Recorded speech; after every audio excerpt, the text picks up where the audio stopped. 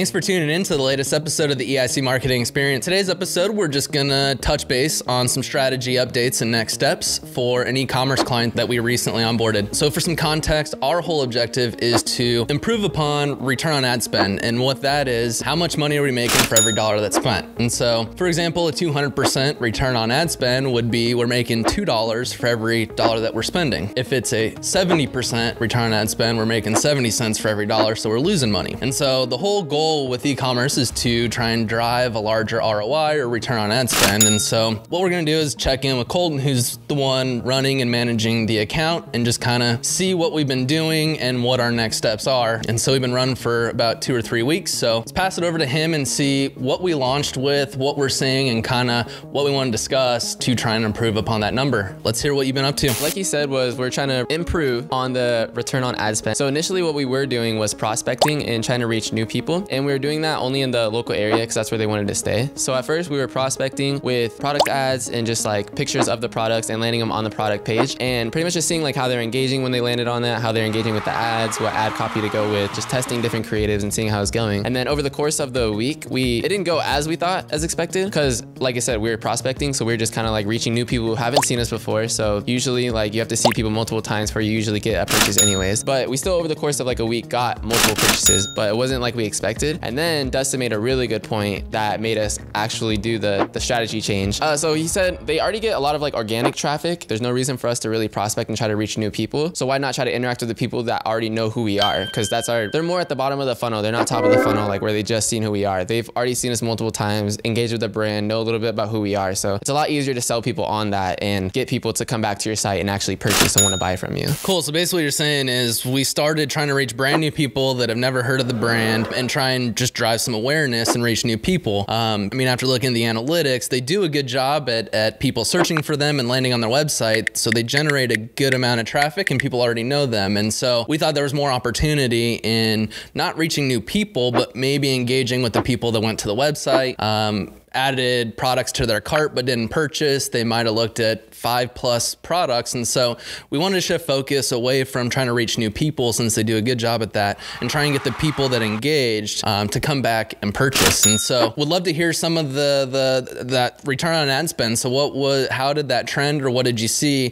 when we shifted away from prospecting and more towards that retargeting? So yeah, with the return on ad spend at first, like over the course when we were just prospecting, like I think it was like 4 or 5 days or something like that, ended up being the return on ad spend was only around like $1 to $2 per every dollar you spend on ads. And then once we started retargeting and hitting the people that have already like came to the site organically and like just re-hitting them with like different products that we were running ads for, the return on ad spend actually jumped to like $7 per every dollar we spent. So wait. So basically trying to reach new people, we're at least breaking even, maybe making 50 cents for every dollar. And when we shifted this, literally we're just seeing now $7 that is made for every dollar that's spent. Exactly. Yeah, that's exactly what happened. So every dollar you want to spend on advertising with the audience that you were doing at the time and how the targeting was set up and everything, yeah, you were making $7 for every dollar you spent. So cool. And so you mentioned that we were landing people on product pages and everything like that. So obviously, I mean, it sounds like what you're recommending is that we do more retargeting. So kind of explain how we're going to expand on that. What are some things that you've been working on that is going to run the creative or the products or whatever it is for the next steps? Kind of explain what we're doing now. Yeah, at first we were running only just single image ads that couldn't be changed out. They weren't the products that people have seen. They were just products that we wanted to run. So now instead of doing that, what we're going to set up is catalog sales. So it's pretty much a curation of, you have all your products in a catalog, and then Facebook, it knows the products that other people have been to. So now we're going to run dynamic ads so that it will swap up like the headlines, the text, and the image to match what the people that have been to the product page have, what they've already seen. So you know those ads that you see pop up where it's like, oh dang, this thing's following me around. Like I went to this website and I still see it. Well, that's what we're going to do now, so that it's going to be more relevant and people are actually going to see the products and just always be seeing it until they eventually buy. Cool. So now that we know that retargeting is actually working, how we're going to expand upon that is just instead of just showing the same product to anyone and everyone, we're just going to get more strategic and only show those products that people actually visited and viewed and try to get them to come back. Maybe it just wasn't, the timing wasn't right, whatever it may be,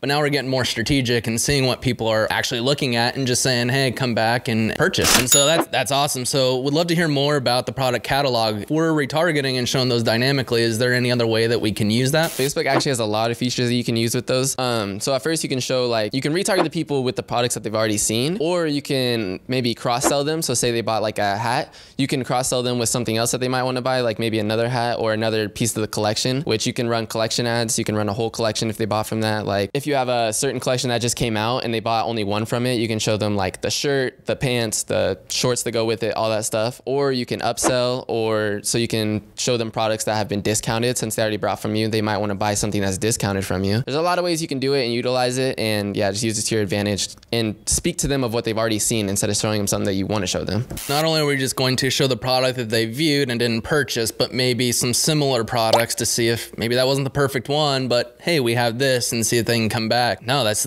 genius. I can't wait to see what happens. So as you mentioned, there's a lot that we can do, from showing that product to cross promoting to trying to upsell and everything like that. So do you by any chance have an idea of how much we're going to do of each? Or are we going to do 100% of what you saw, or cross-selling?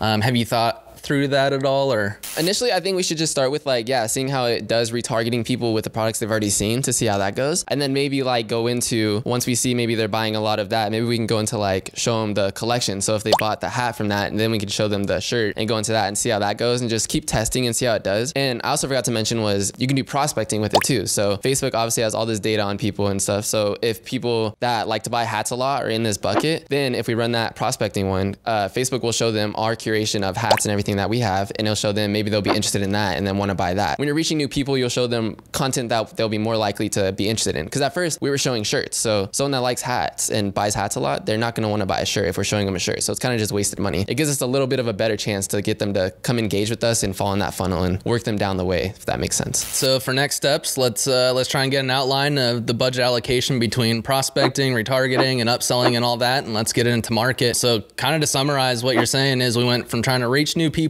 to retargeting. We found efficiencies there, and now what we're trying to do is serve ads dynamically, so we spend less time creating ads and more time thinking through strategy and how to improve upon that return on ad spend. Let's get into market, see what we can do. Let's see if we can make the client some more money and sell some products.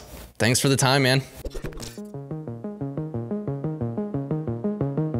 Cool. Thank you so much for tuning into this latest episode of the EIC Marketing Experience. It's actually our new segment we just started up, and we talk about marketing tips, the strategies that we go about, and pretty much just how we go about marketing. If you liked everything that was said, you can hit that subscribe button, hit the like button, and also hit that notification bell if you want to get notifications straight to you whenever we drop a video. And yeah, maybe you have a comment or some question about marketing you want us to ask on the next episode. We can do that as well. Just leave it down below. And then yeah, till next Wednesday. Let's get it.